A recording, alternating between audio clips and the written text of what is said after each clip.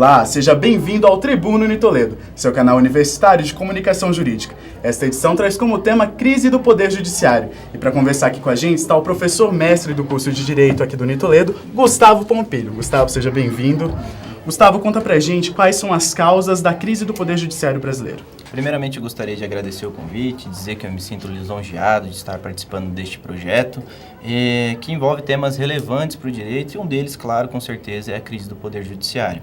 A crise do Poder Judiciário, que muitos dizem, que envolve o Poder Judiciário, diz respeito a essas questões de que o Judiciário não consegue solucionar a contento as demandas que lhe são impostas. E aí, claro, gera toda essa discussão. Quais são as causas? As causas são variadas, não tem um só tipo específico de causa, A gente pode destacar aí problemas em relação à falta de pessoal, a problemas relacionados à estrutura física do Poder Judiciário, mas principalmente a explosão de litigiosidade que vive o Brasil. Só para se ter uma ideia, segundo dados do CNJ, atualmente existem mais de 100 milhões de processos tramitando. Isso é um número considerável. Se a gente for levar em conta, para se ter uma ideia aí, que num processo existem duas partes, então pode-se chegar à conclusão que pelo menos um brasileiro tem um processo tramitando na justiça, E é isso que causa todo o problema, que depois não há como. Todo dia novas ações, novas demandas, e o judiciário não dá conta de acabar com aquelas que lá estão, por isso agravando a crise. Olha, Gustavo, nós temos uma dúvida de um aluno aqui da Unitoledo. Vamos conferir? Vamos lá. Eu sou Rafael, aluno do quarto semestre de Direito, e eu queria saber quais são as medidas que podem ser adotadas para a solução desse problema. Bom, como eu disse, são vários fatores que geram aí a crise do Poder Judiciário. Então, como nosso tempo é curto, não dá para falar de todos, mas aí a gente escolheu, então, falar a respeito de um deles, que tratam-se especificadamente dos métodos alternativos de solução de conflitos, e aí dentre eles eu destaco a conciliação ou a mediação. Existem várias formas da gente solucionar um conflito, A mais tradicional delas é por meio da autotutela, ou seja, a justiça com as próprias mãos. Claro que isso, pelo menos em regra, é vedado pelo ordenamento jurídico. Por outro lado, a gente tem o processo, que é aí o mais comum de todos, a partir do que o Estado tomou para si a jurisdição, que é o poder de dizer o direito no caso concreto. Mas também, por outro lado, nós temos a conciliação e a mediação, que trata de um método alternativo de solução do conflito que se dá por meio da autocomposição, ou seja, as partes, elas, com auxílio de um terceiro, seja um mediador ou um conciliador, elas chegam por si próprias à solução do conflito. Essa mediação e a conciliação é muito melhor, tem se mostrado muito mais efetiva na solução das lides, porque, ao contrário do que prevê a resolução por meio do processo, em que o juiz impõe sua decisão, impõe a força do Estado a uma das partes, na solução consensual, por meio da conciliação e mediação, as próprias partes chegam num acordo, e aí é muito mais fácil que elas, enfim, cumpram esse acordo e coloquem fim ao processo. O novo CPC, atento a essas situações, houve por bem aí alterar, inclusive, o procedimento para criar uma audiência de conciliação e mediação logo no início do processo. Olha, professor, nós também recebemos um e-mail aqui do Cauê Rodrigues e ele pergunta como que funciona essa audiência de conciliação ou mediação no novo Código de Processo Civil? Perfeito. É muito interessante essa pergunta porque houve, como eu disse, essa mudança, Então, o artigo 334 do Código vai dizer o seguinte: sempre que o juiz efetuar o juízo de admissibilidade positivo da petição inicial, ou seja, quando ele dizer que a petição inicial está ok, então ele vai poder determinar a citação do réu para comparecer a uma audiência de conciliação ou mediação.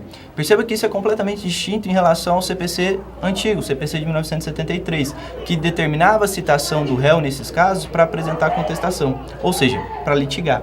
E aí, como a gente pode perceber, há uma mudança de paradigma. Hoje o réu é citado não para litigar, ele é citado para comparecer a uma audiência para conversar, para tentar chegar a um acordo que envolve as partes. O Código é tão preocupado com essa situação que ele impõe, inclusive, considera, na verdade, a ausência injustificada da parte nesta audiência como ato atentatório à dignidade da justiça, podendo ela ser, então, condenada ao pagamento de uma multa de até 2% do valor da causa ou da vantagem econômica pretendida, conforme o caso. Essa audiência ela só não vai acontecer em duas hipóteses. Que hipóteses são essas? Primeiro, quando ambas as partes expressamente se manifestarem no sentido de que não querem a composição amigável, ou então quando a lide não admitir a autocomposição. Então, nessas duas hipóteses, não vai acontecer audiência, mas, via de regra, ela deve acontecer sim. O código diz mais ainda, isso é importante que fique esclarecido. Ele diz que essa audiência ela deve ser presidida preferencialmente por um conciliador ou por um mediador e não pelo juiz da causa. E qual seria a diferença entre um conciliador e um mediador? Aqui a gente tem que tomar um cuidado porque muitas pessoas confundem essas duas figuras. Embora o código traga as duas como auxiliares da justiça, né, essas duas figuras, tanto o mediador quanto o conciliador, existem distinções em relação à sua atuação. O conciliador ele é voltado para atuar em casos, preferencialmente em casos, em que não há vínculo anterior entre as partes. E aí, então, ele pode, no momento da audiência, dar sugestões para a solução do conflito.